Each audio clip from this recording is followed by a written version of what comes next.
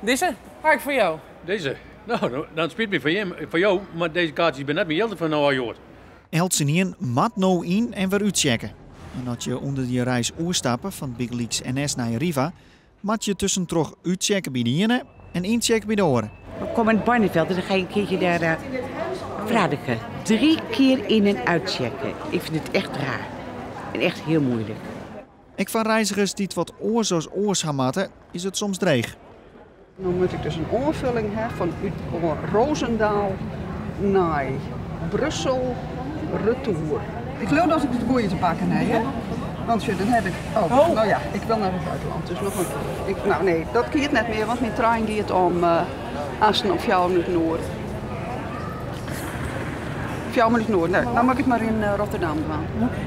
Sorry, ik probeer het hier te doen, maar het valt me op, ja. Toch dat het makkelijker is. Goeie reis.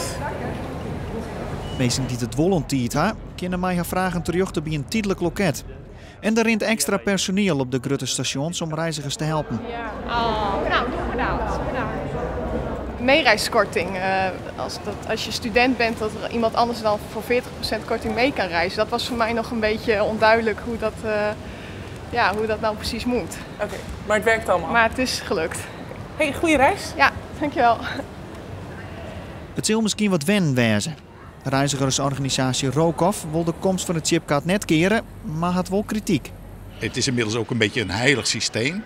En het gaat iedere keer een stapje verder uiteindelijk. En wij vinden het jammer dat de incidentele reiziger nu door papieren kaartjes weg te halen eigenlijk een beetje de dupe wordt. Eltsenien reiziger het aastma een chipkaart, zelfs de hoen. Ja.